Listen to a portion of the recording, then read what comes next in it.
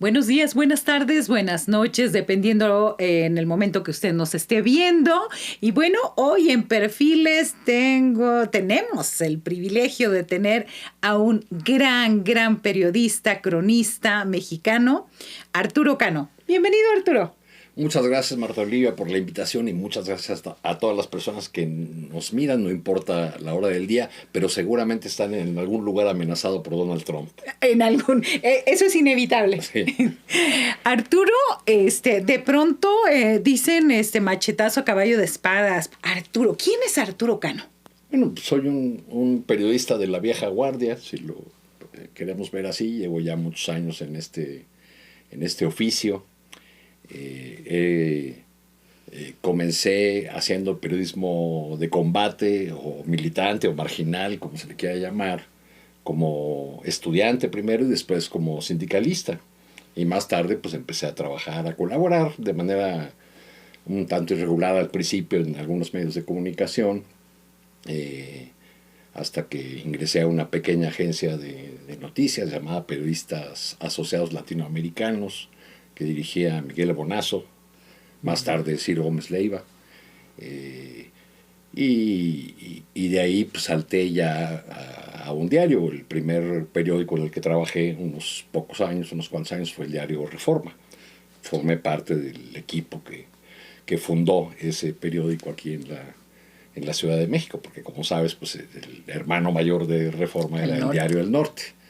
Y más tarde, en 97, me incorporé a La Jornada, en un principio para dirigir un suplemento de temas políticos y sociales que se llamó Maciosare, nombre que ahora ha sido retomado por un programa de la televisión pública.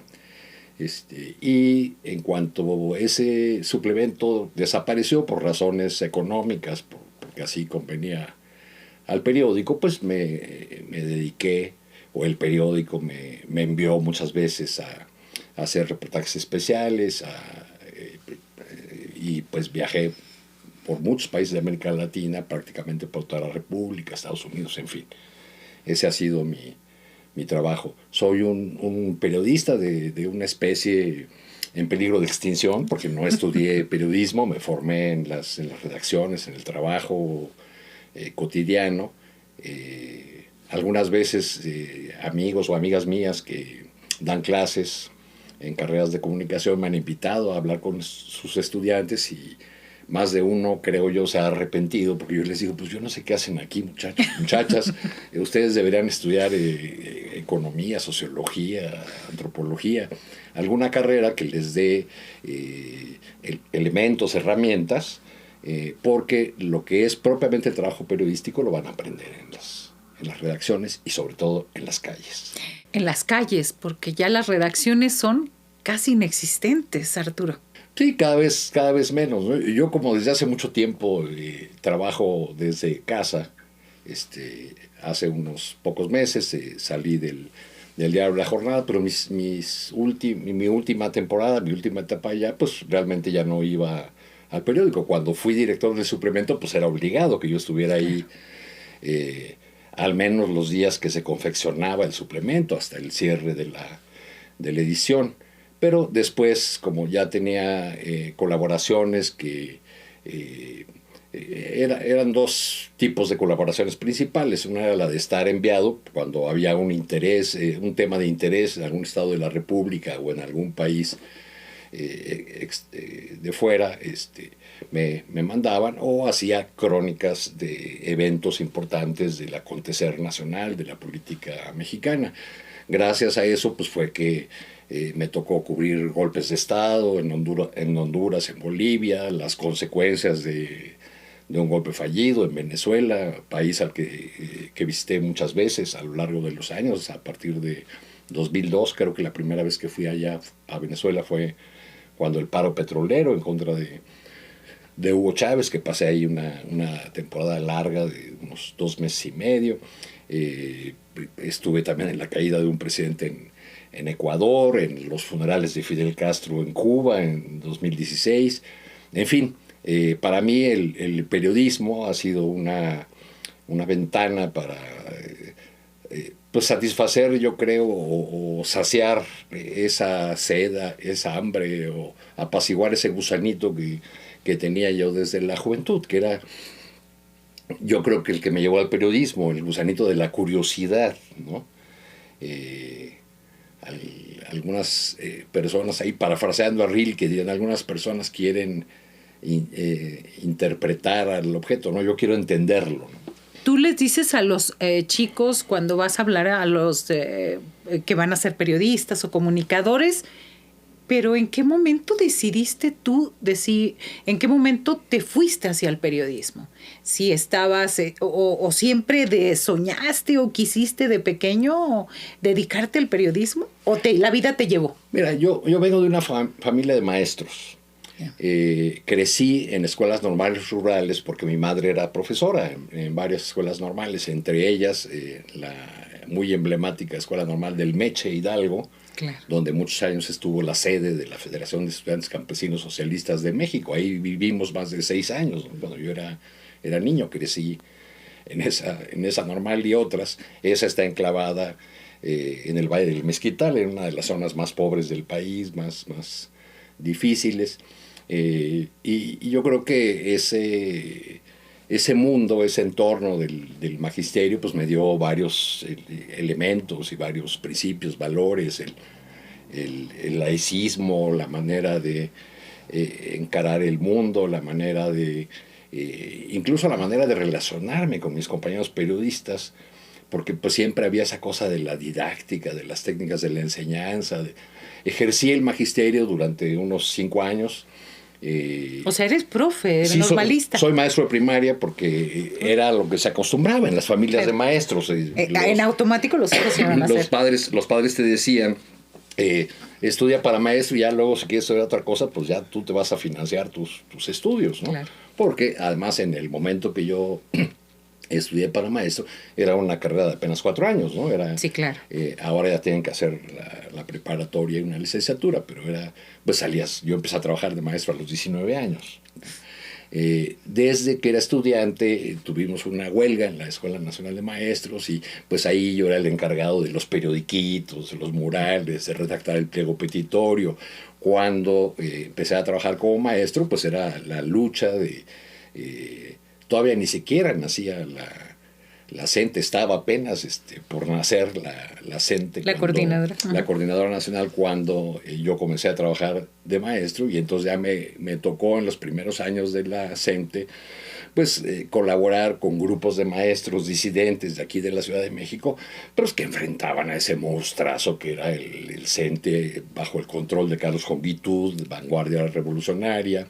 Y pues hacíamos un periodiquito que se llamaba El Disidente, con su subtítulo de que ni come niños ni mata gente, porque así presentaban a los disidentes, a las personas que no estaban de acuerdo con un cacicazgo sindical, como en el caso del CENTE. Entonces desde ahí comenzó mi trabajo, digamos, relacionado con el periodismo, con esta prensa marginal.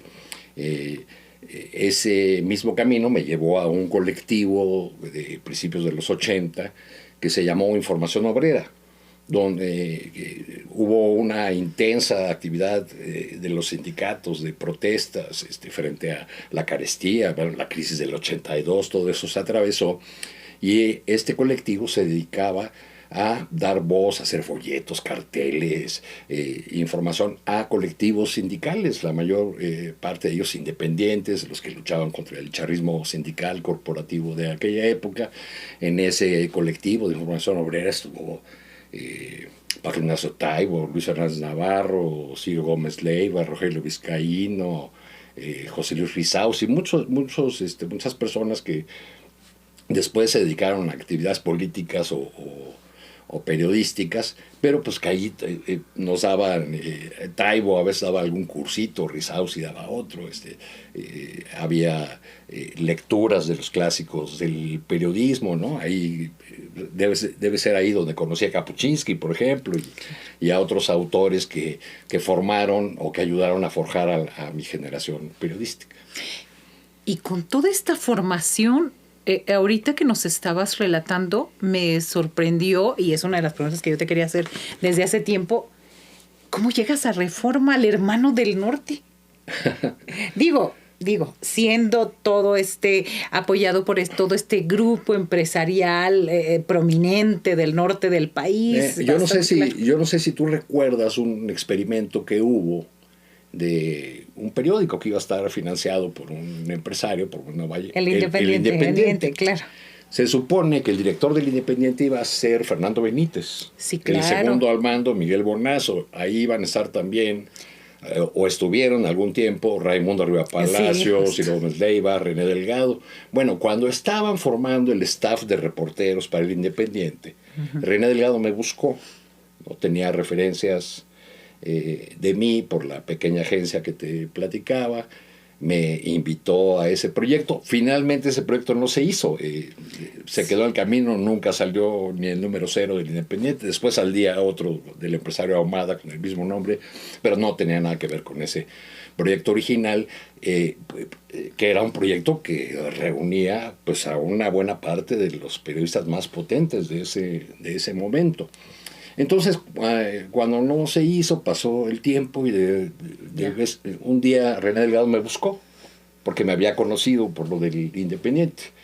Los dueños de Reforma habían tomado la decisión de que ellos no iban a contratar periodistas chilangos, porque ya estaban todos muy maleados, porque no era lo que ellos querían formar su propia gente, y entonces buscaron puros egresados o recién egresados de las carreras de comunicación, y fueron los que contrataron como reporteros.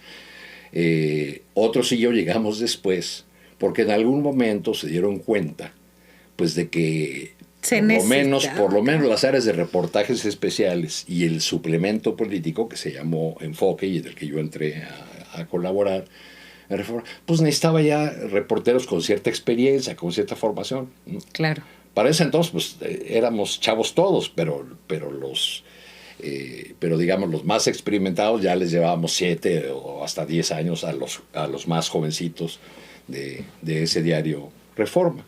Yeah. Así fue como entré ahí. Justamente eso. Fíjate que yo también tengo mi anécdota con el Independiente. Estuve en esa etapa donde muchos no lo creen, pero en un tiempo Raimundo Riva Palacio era un reportero de a pie. Entonces, cuando entra Salinas de Gortari, pues él se hace cargo de Notimex. Él era el director general de Notimex.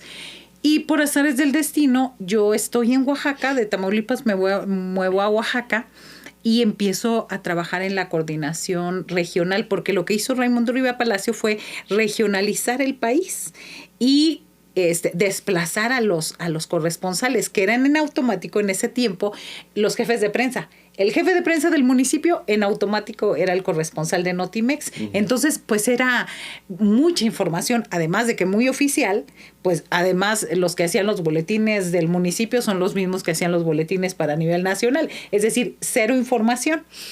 Me toca esa etapa y yo llego a la coordinación regional de Notimex en Oaxaca. Yo tenía 21 años y llego ahí y Raimundo era el director general. El director de operaciones era Pablo Iriart. Uh-huh. Y entonces, pues yo estuve ahí un año, empecé como redactora, luego editora y subí a jefa de información.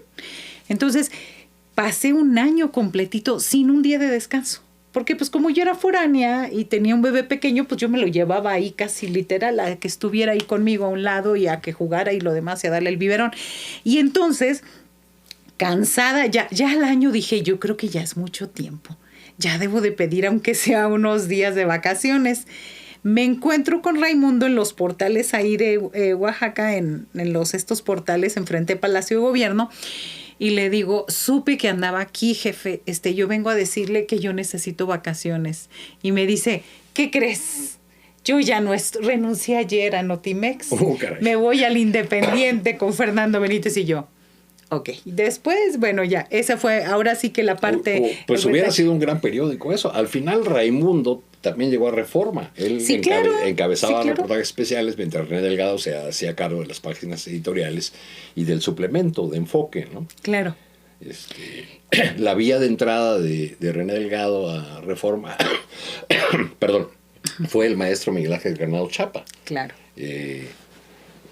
Más tarde de esos años de mi trabajo en Reforma, que me permitieron viajar por todo el país, salió un librito que se llamó México de Salario Mínimo, que se apareció en una colección precisamente dirigida por el maestro Granado Chapa. Él me pidió el libro. La colección se llamó Cabe Canem, Cuidado con el perro. Y bueno, creo que salieron nada más un libro de Granado Chapa, otro de alguien más y el mío, ¿no? Ya desapareció, ya no siguió la colección, ¿no? Pero durante mi etapa de periodista marginal,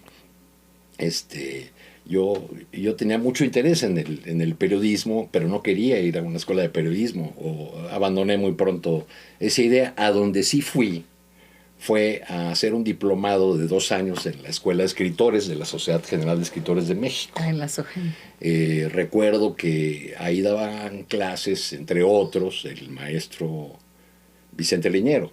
Y en la primera clase de Leñero, él le preguntó a todos los estudiantes que por qué estaban ahí, cuál era su interés. La mayoría de los compañeros, al menos los de mi generación, estaban más interesados en la dramaturgia que en otra cosa, ¿no? Uh-huh. Y cuando yo le dije, bueno, yo vine aquí porque quiero tener las herramientas que me ofrece esta escuela, sobre todo las del teatro y también de la poesía, de la novela, de la literatura en general, para hacer periodismo, ¿no? Yeah. Y entonces me dijo Leñero, pues entonces ¿qué hace aquí? No entiendo usted qué hace aquí, usted debería estar de trabajar en la calle. Y yo le dije, pues lo mismo le pregunto, maestro. Usted es periodista, ¿qué hace acá? ¿Usted qué hace aquí, no? Entonces, bueno, sí tuve alguna educación, pero más bien en ese terreno, ¿no? En el de abrevar, decía Kapuczynski, la labor del periodista es la de un cazador furtivo, porque tienen que andar cazando de otras disciplinas para constituirse una cultura, saberes, una formación que le permita explicar el mundo de mejor manera, que esa es tu tarea.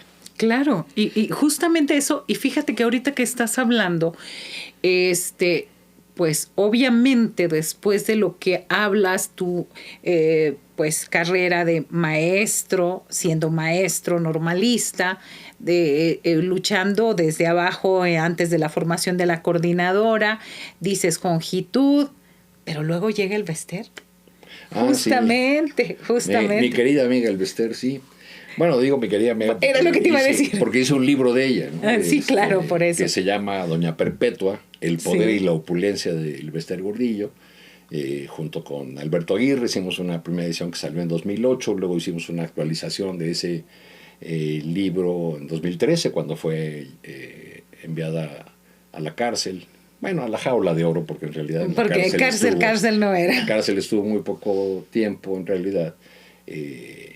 Y ahora estoy trabajando junto con mi coautor en una actualización, porque habrá serie. ¡Ah, qué interesante! En alguna plataforma streaming sobre la vida de Bester Gordillo. Entonces la editorial está interesada en que hagamos una actualización aprovechando la publicidad que dará una serie. Ah, perfecto. Así que por lo pronto no se lo pierdan, que va a haber serie del Bester. Y si está hecho por Arturo Cano, pues... No, yo no estoy metido en lo de la serie. No. Pero lo van a tomar ahí. Nada más la editorial quiere tomar... ni siquiera nos buscó otra productora para apartar los derechos del libro. Los que la están haciendo ni siquiera han avisado ni han solicitado los derechos. En fin, lo que pasa es que los editores tuvieron la experiencia de una serie sobre este pederasta que murió sin haber pagado ninguno de sus delitos, Marcial Maciel. Uh-huh. Se arrepintieron a posteriori de no haber reeditado un libro que fue coordinado por Carmen Aristegui. sobre los legionarios de Cristo y lo sobre ubico. Maciel en particular. Entonces dijeron, no, pues debimos haber aprovechado, digamos, el entorno, la publicidad gratis, si se le quiere ver así, de la serie para este libro. Entonces, en el caso del Bester va a ser eso, ¿no? Ya. Aprovechar esta circunstancia y Aprovechar demás. esa circunstancia, ¿no? Y te pregunto, no inocentemente, sino con cierta, ¿es nota el Bester? Pues yo creo que sí. Ya no tiene el poder ni soñando que llegó a tener en el CENTE. Ninguno de los secretarios generales de las secciones del CENTE en este momento fueron puestos por ella, ¿no? Ninguno le debe nada, pues, ya pasó mucho tiempo, ya se renovaron las direcciones estatales, el Comité Nacional, y ahora pues hay un personaje, Alfonso Cepeda, al frente del sindicato, que tiene la misma vocación de cacique que tenía el Bester, y con que creo que esa es la maldición de ese gremio, ¿no? Pero él ya está purificado, está en Morena. Bueno, sí, y ya le aportó 1,5 millones de militantes a Morena, ¿no? Lo cual pues también va a ser más complicada la relación de la 4T con la CENTE. Sí, a la vieja usanza, Cepeda ha ofrecido pues los votos de los maestros, aunque digan que la afiliación es individual. En fin, eso pues no era la dirección del cambio que se había prometido, que se había ofrecido, ¿no? El Bester es nota en términos de que todo el grupo que ella construyó como para controlar el sindicato, para prometerle al gobierno mantener bajo control o pacíficos a los maestros, pues es el mismo grupo que sigue ahí en el poder. Cepeda mismo, ¿no? Claro. Solamente salió Juan Díaz de la Torre, que era el que estaba al frente, y Cepeda sigue ahí pese a que no está nada clara la legalidad de su permanencia, porque él fue nombrado de manera interina, no ha habido un congreso en el sindicato, ni tampoco una exigencia desde el lado del poder para que haya una renovación en ese sindicato, ni en ninguno, creo yo. ¿Y cómo ves esto? O sea, estamos hablando de la coordinadora, estamos hablando de estos choques que ha tenido ya con la 4T, más constantemente ahora con la presidenta Claudia Sheinbaum, un CENTE muy cercano que lo vemos en los mítines, que los vemos en los eventos presidenciales y con sus banderas como estas banderas son muy claras, junto con las del CATEM, por ejemplo. ¿A qué te suena? ¿Cómo hubieras visto esta situación de un gobierno de izquierda con gente bastante con raíz priista, o que estaba bastante usando este clientelismo dentro de los gremios? Pues no se trata de personas, por más siniestras que puedan ser algunos de esos dirigentes, se trata de un modelo y de un sistema corporativo.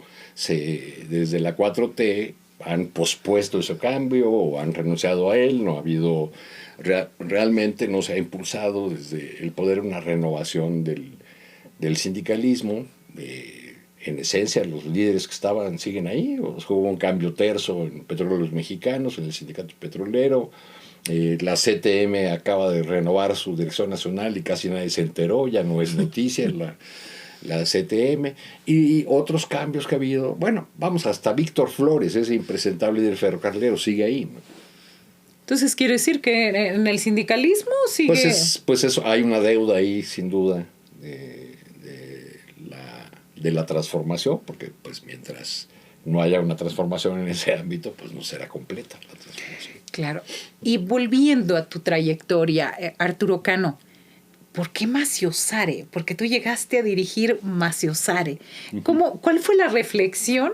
Que era muy graciosa, o sea, cuando uno lo escuchaba, pues sí se le daba, pero me parece que en el extranjero no entendían el nombre del suplemento de la jornada.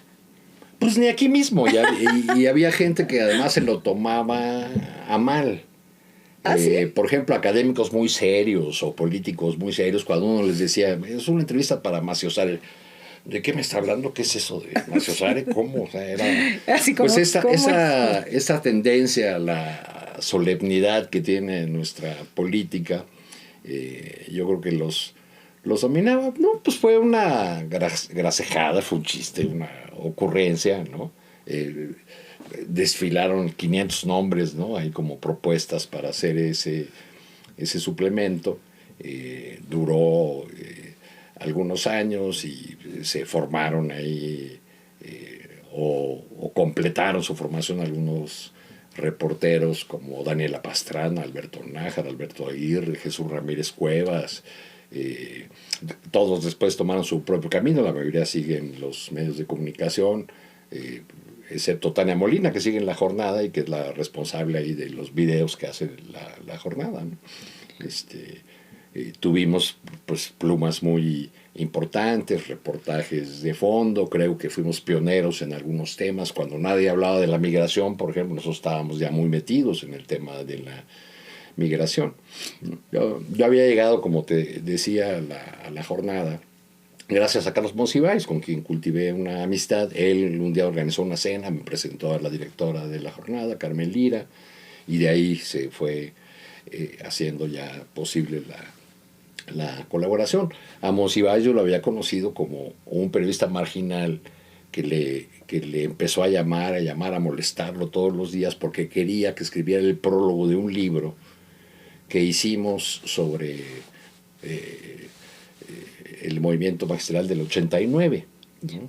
Había textos de varios maestros, de varios sindicalistas, algunos míos, entonces queríamos que Monsiváis hiciera el prólogo. Entonces lo estuve molestando como durante 6 meses, y ya hasta le caía gordo. Entonces finalmente sí escribió el prólogo.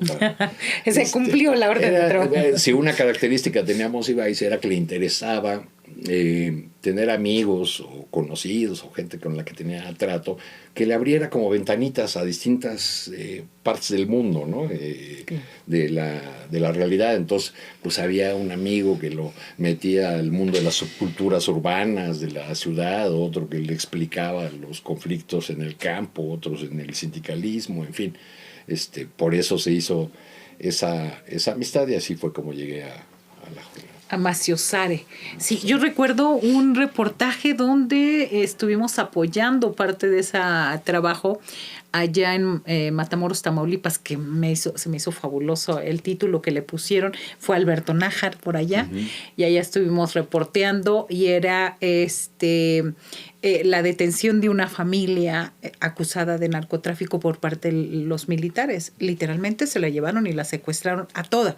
Pero entre esa familia llevaban una bebé de 6 meses.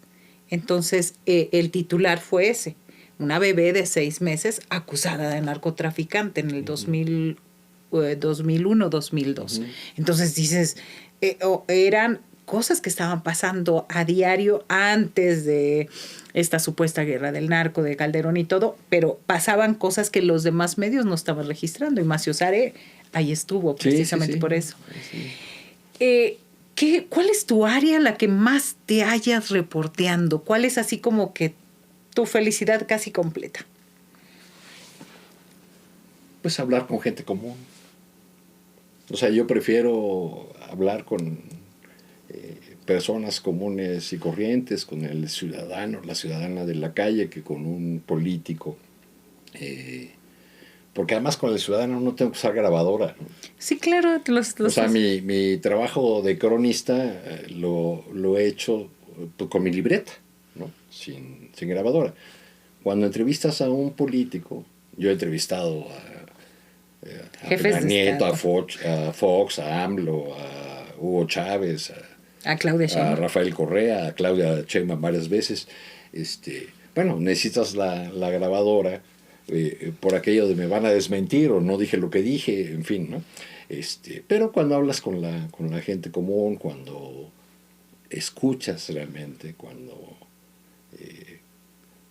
lo que me gusta es aprender, conocer de las personas, de su dignidad, de su valentía, de su historia.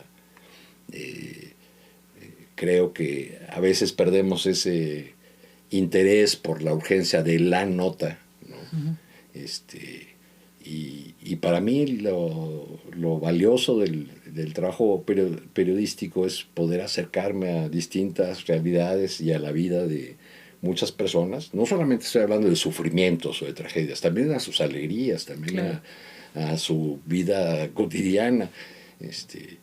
Y soy de una generación que se formó como todoterreno, ¿no? En los últimos años yo he observado el fenómeno de compañeras y compañeros que se han especializado, por ejemplo, en derechos humanos, en la cobertura a partir de un enfoque derecho humanista, y más todavía particularmente en temas como desaparecidos, o consecuencias de la guerra del narco. Yo creo que hacen un trabajo muy valioso, pero lo mío es más bien tratar de abarcar más aspectos de la realidad y no solamente ese enfoque, y poder moverme con soltura o con la misma soltura desde las más altas esferas de la política, donde a veces uno tiene acceso como invitado, nunca como parte, hasta el poder hablar con la persona más sencilla del país. Escribía Renato Leduc que el periodista es aquel que desayuna con el presidente y que termina su jornada yéndose en el micro, en la noche, en el último micro para llegar a su casa. ¿Qué tanto es tan bien pagado este oficio periodístico? No, pues en general es pésimamente pagado, ¿no? Es muy, muy mal pagado. Yo cuando los viajes a los estados, cuando platicaba con los colegas de cualquier estado de la República, corresponsales o no, pues siempre había una historia o un común denominador, que eran los bajísimos ingresos y las cargas de trabajo durísimas, porque los periódicos son bueno, y ahora más, ¿no? Porque como ahora hay sitios digitales, pues entonces 8, 10, ¿no? Quién sabe cuántas notas les pidan en este momento. De lo que se trata es de llenar espacios, no de comprender el mundo, no de ofrecer la mejor información, sino la que salga más rápido, la que gane los clics, o la que te permita poner un titulillo escandaloso que te permita jalar likes, ¿no? Claro, es justamente ahí vamos yendo al tema del periodismo. ¿Qué le falta al periodismo? ¿Qué le sobra al periodismo ahora? Bueno, y ahora todo el mundo puede abrir un sitio en YouTube y ya empezar a hablar y decirse periodista. ¿Cuáles serían los requisitos mínimos para ser periodista, de acuerdo a tu concepción? Bueno,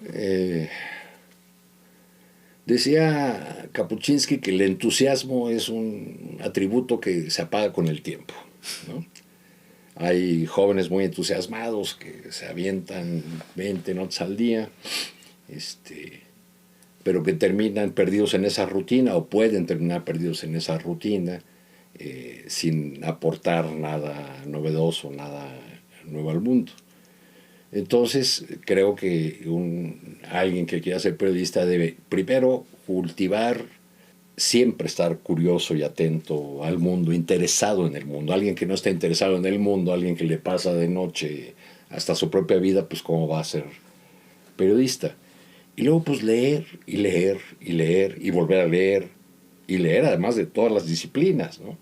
Cuando uno va a abordar un tema, eso lo vi mucho yo en las coberturas en otros países. Visité países que no había visitado ni como turista, y a los que llegaba sin nada, e incluso sin contactos, o con muy escasos contactos, porque había ocurrido un suceso particular, un golpe de Estado, una revuelta importante.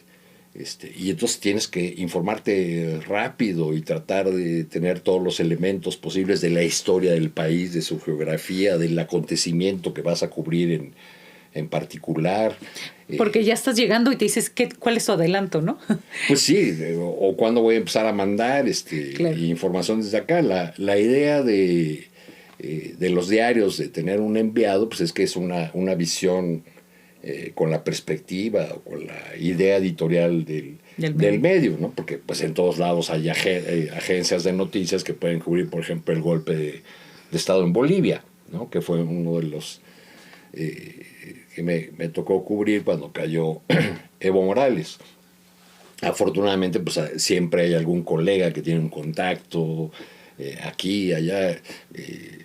Recuerdo, por ejemplo, cuando fui a Venezuela, pues yo tenía 2 o 3 contactos de acaso. Recuerdo haber hablado con Carlos Monsiváis porque recordé un texto de él sobre Venezuela y le dije, oye, recomiéndame a alguien para hablar en Venezuela. Me recomendó 2 personas que fueron durante mucho tiempo mis amigas, ¿no? Ambos sociólogos, ambos universitarios que luego por el devenir de la situación venezolana, uno terminó en la oposición y otro en el chavismo, ¿no? Así pasa. Decía Kapuscinski, precisamente volviendo a este tema, de que este oficio no es para hacerse ricos. Incluso decía en sus charlas, si tú piensas hacerte rico, dedícate a otra cosa. El periodismo no. También que es una carrera o un oficio de mucho sacrificio, de muchos sacrificios sin horarios. ¿Cómo has vivido tú esa parte del periodismo? Bueno, cuando ibas de enviado, pero también cómo has logrado pues conjuntar esta actividad que te apasiona de cronista con tu ámbito familiar. Mira, creo que primero Kapuscinski completaba también esa idea con la de los que dejaban de ser periodistas cuando se volvían empresarios de los medios o cuando se volvían ya traductores del poder, ¿no? Digo, porque aquí mismo en México tenemos muchas historias de periodistas ultramillonarios. La, la digamos, la mayor parte de quienes nos dedicamos a eso, pues no aspiramos a las riquezas que tienen algunas de las fulgurantes estrellas, ¿no? Siempre ha sido complicado, sobre todo cuando tiene uno estancias largas en otros lugares, ¿no? Cuando tiene que dejar a la familia, sus quereres, sus afectos aquí durante un tiempo, pero también te ofrece el periodismo la oportunidad, digamos, si yo me iba un mes a Honduras cuando estaba el golpe de Estado, ¿no? Y llegué ahí al día siguiente de que sacaron a Celaya. Y en ese primer viaje, porque hice como 5 o 6 a Honduras, pues yo creo que debe haber estado por lo menos un mes en Honduras. Al regresar, había la ventaja de que pues, tienes tiempo libre porque te echaste 4 fines de semana. Y entonces pues ahí tratas de reponer con tiempo de calidad, de hacerte cargo de tus cosas, claro, de tus relaciones familiares, de tus afectos, ¿no? Pero hay que decirlo muy claramente, este es un caso especial de La Jornada, que es un medio que tiene y que tuvo durante mucho tiempo las mejores condiciones. Bueno, yo fui corresponsal bastantitos años por ahí y yo recuerdo, no sé si tuve la fortuna, a lo mejor he escuchado otras historias que no, pero yo tuve la fortuna que entrando, yo creo que tardé más o menos, ¿qué serán? Para ser corresponsal en menos de 2, 3 meses, ya era mi 14ª, sí o sí. Por honorarios como sea, pero era mi 14ª. No, obviamente no era parte de toda la estructura, porque era otra la redacción general, pero es uno de los poquísimos medios que les recuperan sus días libres, sus vacaciones. Tengo amigos por ahí, todavía amigas que dicen, no, yo me puedo ir 15 días, ya junté tantos días económicos o demás, que hay que decirlo, que en estos tiempos, en ese caso, la jornada sigue siendo esa parte, que no es de todos. No, bueno, no, por supuesto que no se puede hablar no se puede generalizar y tampoco puedo yo extender mi propia experiencia a la de la mayor parte del gremio. Yo tuve condiciones, digamos, estuve en el momento adecuado, en el lugar adecuado, porque yo comencé a viajar más como periodista con Reforma, ¿no? Yeah. Después de trabajar más o menos un año, quizá un poco más, los temas que mi jefe quería, los que eran de su preocupación, que eran muchos temas relacionados con reforma electoral, con instituciones, cosas así de arriba, ya como que el jefe me empezó a tener confianza y empezó a escuchar mis propuestas de trabajo. Por ejemplo, hice una propuesta de viajar a Matamoros o a Tijuana, rentar un auto e ir recorriendo toda la frontera de un lado y otro para contar la frontera. Al dueño del medio, fíjate, eso es interesante, esa decisión estaba en manos del dueño, ni siquiera del director editorial ni de un administrador, del dueño. le pareció que era muy caro el presupuesto. Entonces, en lugar de hacer un solo viaje, como yo lo había propuesto, terminé haciendo 5 viajes. Que, por supuesto, salió más caro, le salió más caro al diario, simplemente por los pasajes de avión. Sí, claro. Estoy hablando de... Porque tenías que regresar a México y luego volver a Monterrey y luego hacer... Estoy hablando de 95, 96, por ahí anduve por tu tierra recorriendo la frontera, cosa que no haría de loco, por supuesto, en estos tiempos, pero recorrí todo eso solo, ¿no? Hice un reportaje sobre la zona de Tijuana, La Rumorosa, otro sobre Ciudad Acuña, otro sobre La Maquila en Matamoros, otro en Ciudad Juárez, que creo que fue uno de los primeros, una de las primeras piezas periodísticas que abordó el tema de las muchachas asesinadas en Ciudad Juárez, ¿no? Sí. Esa crónica que está en ese librito que te digo de México de salario mínimo, y ahorita te cuento por qué se titula así el libro. Esa crónica la titulé Morir en la número 1, en referencia a la canción de Juan Gabriel, ¿no? Yeah. Y el libro se llamó México de salario mínimo porque, en broma, pero no tan en broma, mis colegas en Reforma decían: todos los temas abajo de un salario mínimo le tocan a Arturo. Porque yo era el que iba a cubrir los temas de indígenas, de campesinos, las cosas de los sindicatos, de alguna colonia popular. Y bueno, pues tenían algo razón, sí, que los temas de abajo de un salario me tocaban a mí. Arturo, dentro de todo este trabajo, ¿cuántos años en el periodismo? No, pues ya ni me acuerdo. No, ya ni hay que decir, no hay que decir, porque luego siempre empieza uno... Cuatro décadas. Empieza uno a hacer cuentas y mejor no. Al menos 4 décadas. Oye, ahorita que decías, en esa agencia donde empezaste, en tus inicios, Miguel Bonazo, y cuando hablas de Ciro Gómez Leiva, que hablamos de Raimundo Riva Palacio, nombres que ahora en la actualidad a veces son pues bastante criticados, bastante gente, hablo como en todos. ¿Qué es lo que ha cambiado en el periodismo? ¿O algunos decidieron ser empresarios con una pues labor muy, muy dirigida? Tú decidiste ser periodista siempre. Es una decisión de vida y también lo va llevando a uno la forma como ejerce el oficio, ¿no? Las fuentes, las personas con las que tratas te empiezan a conocer, saben qué tipo de periodista eres, ¿no? Por ejemplo, alguien me preguntaba, una persona que nada tiene que ver con el periodismo, me preguntaba: bueno, ¿y a ti cuántas veces te han ofrecido chayote? ¿No? Los dedos de una mano me sobran, ¿no? Decía Monsiváis en broma: todos somos esencialmente corruptibles, nada más que a nosotros nadie nos corrompe, ¿no? No es por falta, no es por... No, ¿qué quiero decir con esto? Que cuando la fuente, el político encargado se da cuenta de qué tipo de periodistas, no, pues ya ni siquiera ofrecen. Ni ¿no? se desgasta, porque recuerdo dicen no ni va a ser. Que en una visita a Tabasco, en la que escribí de las movilizaciones de López Obrador, cuando era dirigente opositor local, y le hice una entrevista a Roberto Madrazo, me mandaron ahí un regalo de parte de Madrazo. Primero hubo una especie de sugerencia, ¿no? de sobre.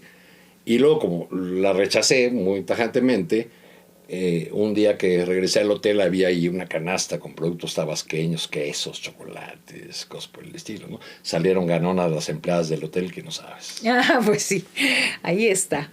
No se desperdicia, ahí están ellas. Bien, ¿cuál es, si no, cuál sugerencia le podrías decir tú? No digo consejo porque no nos gusta dar consejos, pero ¿qué sugerencia le darías tú a los periodistas ahora? A los jóvenes que, ya te escuché, la primera es: no estén en las escuelas de periodismo, tienen que aprender otras cosas para comprender la realidad completa. ¿Qué les dirías? ¿Cómo era el periodismo o qué rescatar del mejor periodismo para aplicarlo ahora? Pues yo le diría a un joven: si vas a escribir una nota, si ya conoces el tema, incluso el lugar en el que vas a escribir, antes de comenzar a hacerla, pregúntate: ¿qué sé del tema? Y entonces continúa en ese ejercicio para: ¿qué tengo que leer para poder entender ese fenómeno. ¿Con quién tengo que hablar antes de llegar al lugar de los hechos? ¿Qué tipo de disciplina me sirve para abordar este asunto? ¿De qué tengo que saber aquí? ¿De derecho o de antropología o de etnografía o de cuestiones económicas? No perder nunca la curiosidad y no hacer caso de aquellos que les digan en las redacciones o en el trato de aquellos que les digan, a mí me importa que me traigas la información. La información es tan importante como la manera de presentarla. Y generalmente los que dicen que lo que importa es la nota, o sea, y cuando dicen la nota se refieren a la información dura, generalmente son los que escriben mal, hay que desconfiar de ellos, ¿no? Sí. Los que le meten la mano ahí y te deshacen, ¿no? El trabajo. Bien, entonces primero eso. Ahorita que me regresaba un poquito a las anécdotas, esos con las, dices que tienes anécdotas de eso del chayote con los dedos de la mano. ¿Alguno que haya sido tan evidente como para querer cooptarte de algún texto que tú estabas escribiendo? Cuando trabajas en un medio, conoces su línea, sabes por dónde va, pues también conoces los límites que tienes, dependiendo del asunto, pero generalmente, bueno, en general yo creo haber sido afortunado. Digo, también uno se ganó ese espacio, ese lugar en el medio que trabajaba, ¿no? No todos los colegas tienen esa posibilidad de viajar, de estar en lugares tan distantes como enviados de un periódico, pero pues a mí me ha ido bien en ese sentido, me ha permitido viajar mucho. Es uno de los grandes una de las grandes deudas que tengo con el oficio periodístico. ¿Cuál ha sido de las ciudades de México de las que tengas mejor recuerdo o un mejor reportaje de donde haya sido? De Latinoamérica sé que es Brasil. No, fíjate que Venezuela también te hizo una cobertura interesante. A Brasil solamente fui a una elección, a la de Dilma Rousseff, la primera, ¿no? Ahí también pues le tuvo uno que meter, además de muchos conocimientos de la política del país, también meterla al portuñol, ¿verdad? Para poder entender ahí por ejemplo, el debate entre candidatos presidenciales. En el caso de México yo he trabajado mucho el tema de migración, los temas sindicales, algunos otros movimientos sociales, y por coberturas de las situaciones específicas de las entidades me ha tocado estar mucho tiempo en Sinaloa, por ejemplo, en Oaxaca. Tengo un particular cariño a la cobertura de Michoacán, porque pasé ahí buena parte del 2014 cubriendo el tema de las autodefensas. Y bueno, pues ahí fue donde quizá más cerca vi o sentí los riesgos del oficio, ¿no? Un día que me rodearon ahí una bola de hombres armados, encabezados por un tipo que era tan tonto para expresarse como inteligente para las maldades, llamado Luis Antonio Torres, alias el Americano, ¿no? Llegamos un día ahí a una cobertura, a un colega fotógrafo se le ocurrió sacar la cámara con un telefoto así de medio metro. Se nos fueron encima, a mí me arrebataron la libreta y pues ya, de repente me vi en medio de 15 pelados con armas largas, ¿no? Enfrente de este personaje, el americano, que parece que ya lo mataron, igual que a muchos de los que fueron jefes de las autodefensas, y pues siendo interrogados. La primera pregunta fue: ¿quién les dio permiso de estar aquí? Y atrás de mí estaba Víctor Camacho, mi compañero fotógrafo y compañero de esas aventuras de los recorridos en Michoacán, buscando en el celular una portada de La Jornada donde venía una foto de él. Sí, para que dijeran, este soy. Para que se acordara de nosotros, ¿no? Sí, claro. Y entonces ya cuando ve la foto, se pueden quedar, ¿no? Eso después del sustazo. Ahí vivimos varias situaciones. Ninguna, debo decirlo, tan riesgosa, tan difícil como la que atraviesan los colegas de los estados que viven permanentemente ahí. O sea, no es casual que ni uno solo en la lista de los periodistas y las periodistas asesinados en México sea de la Ciudad de México. Sí, hay una... Son de los estados, ¿no? Porque uno va y por más que te pongas en riesgo en algún momento, pues sales de ahí.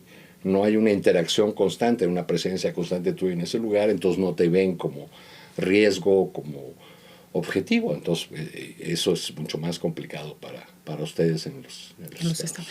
Sí, de hecho, por ejemplo, ahora que tenemos un noticiero que pretende ser nacional y demás, cuando incluso nos dirigimos a las compañeras y a los compañeros en los estados, de pronto sí sabemos que no pueden hablar tan directamente. Claro. O sea, porque uno cuelga la videollamada y ahí nos vemos y sigues trabajando.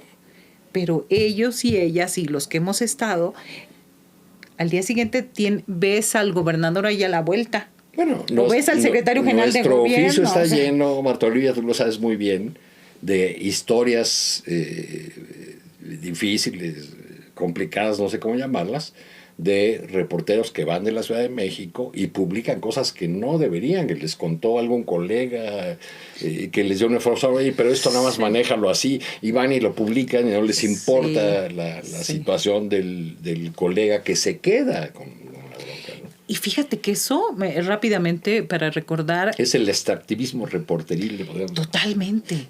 No, en alguna ocasión, en el 2009-2010, yo empecé a denunciar desde Tamaulipas cómo los Zetas se habían convertido en los jefes de redacción. Obviamente, yo venía y lo decía acá a la Ciudad de México. O no lo decía allá, ni lo nombraba. En ese entonces, el que era del CPJ, me entrevista, porque dijeron, te queremos ayudar, te queremos apoyar, proteger, pero cuéntanos. Entonces yo le empiezo a contar, no, pues que sí. Oye, ¿qué será? A los 15 días publica la historia en National Public Radio, de allá de Estados Unidos. Y la forma de poner mi nombre en anonimato, mi nombre es Marta Olivia López. Puso periodista Marta López, editora de un periódico en Ciudad Victoria, cuyo hijo también es periodista. O sea, en un pueblo, Arturo, en un pueblo, afortunadamente mi jefe no era tan buscador de noticias, mi director. Y afortunadamente yo ya estaba desplazada acá en la Ciudad de México. Si no, me hubiera ido como en feria. Bueno, pues ya ves, yo sabía que tú conocías muy bien esa historia. O sea, imagínate. Pero además esto, cuando yo siempre que estamos en las entrevistas, yo me pongo en el lugar de la compañera, que no quiere decir directamente es que la esposa del gobernador está maniobrando de esta manera y está metiendo a sus hijos y los hijos están teniendo contratos. ¿Por qué? Porque obviamente la vulnero. Yo cuelgo la videollamada y bye. Pero ella es la que sigue ahí, con los grupos. Y en las ciudades tan pequeñas que vivimos allá, aquí pero fíjate, te pierdes en el anonimato. Yo he estado bajo los gases lacrimógenos en Caracas o en La Paz, Bolivia. He estado en la Sierra de Sinaloa, he estado cerca de una balacera en Ciudad Juárez, esto que contaba de Michoacán, en la Sierra de Guerrero con las policías comunitarias, en el tema de Otzinapa, en fin, en muchos lugares riesgosos. Pero el lugar donde yo he tenido más miedo fue, creo que 2013, Tampico. ¿Cómo fue? Pues porque era un lugar donde desde que te bajabas del avión tenías la sensación de que te estaban vigilando. Y el primer taxista, no importa si lo tomabas al azar o no, ya te estaba interrogando, y el empleado del Oxxo te miraba de una manera particular. Y bueno, esto de estar escuchando la balacera toda la noche, el día siguiente ver que ningún periódico lo sacaba. Claro. O sea, esto de la zona de silencio, ¿no? Es algo como que te agobia. Juárez ha tenido momentos muy riesgosos. Yo estuve en Juárez en algunos de esos momentos, pero no había ese problema de Tamaulipas de que no te podías acercar como periodista, por ejemplo, al lugar de los hechos, al lugar de un incidente, de una balacera, en fin. Creo que es muy, muy rudo, ¿no? Sí, una anécdota rápido antes de esto. Ya cuando yo estoy desplazada, regreso a Tamaulipas en el 2018. Estuve 5 años desplazada. regreso, 6 años más o menos. Regreso y en un domingo, invitada a una comida con unos familiares, estamos en la comida y estamos en la cocina y empieza la balacera. Pero era una metralleta. Taca, taca, taca, taca, se escucha. Entonces yo me siento, nada más me alcanzo a sentar, porque venía de la burbuja de la Ciudad de México, donde pasan otras cosas, pero no pasan esas. Entonces me siento y me dice mi parienta, no te preocupes, ahorita se calma. 2 minutos, ya. ¿Se calmó? Siguió cocinando. Entonces, yo de regreso sí fue un impacto muy fuerte, porque yo me había pues tenido que salir por toda esta circunstancia, pero también esta cuestión de la normalización de la violencia. De pronto ya, tranquila, ahorita seguimos, o sea, la vida sigue, ¿no? Menos lo vas a reportar en los medios, ¿no? Fíjate que yo me di cuenta que algo había cambiado profundamente del país en este tema de la violencia cuando hace muchísimos años, incluso esta persona ya murió, fue rector de la Universidad Autónoma de Ciudad Juárez, Enrique Lau, sí. Lau Rojo. Desayuné con él en algún Sambros porque yo reporteaba los temas de Juárez, les daba seguimiento, supe que andaba por aquí, lo busqué. Y cuando él me dijo, cada vez que vengo a la Ciudad de México me siento tan tranquilo, dije, caray, ya cambió algo, ¿no? ¿Sí? Porque más bien lo que había era, por el centralismo del país, la sensación contraria, porque pues en todo el país, yo no sé por qué diablos, tenían que escuchar el estado del tráfico y toda la nota roja de la Ciudad de México. Entonces la sensación que había en muchos estados es, no, pues allá está peligrosísimo. Cuídate no, mi hija no te va a estudiar allá y cosas por el estilo. Y ya cuando viene alguien de allá y te dice, es que cada vez que vengo aquí me siento tan tranquilo, pues sí, algo había cambiado. Sí, algo de eso ha cambiado. Sí. Pues tanto que conversar, yo te voy a invitar más adelante para que sigamos esta rica conversación, Arturo Cano. Gracias por esta vez. Ha sido, lo reitero, mi admiración. Es un privilegio que estés aquí con nosotros en Perfiles en nuestro canal. Yo soy el agradecido contigo, Marta Olivia, y pues ahí seguimos. Arrieros ojos y en camino andamos. Claro que sí.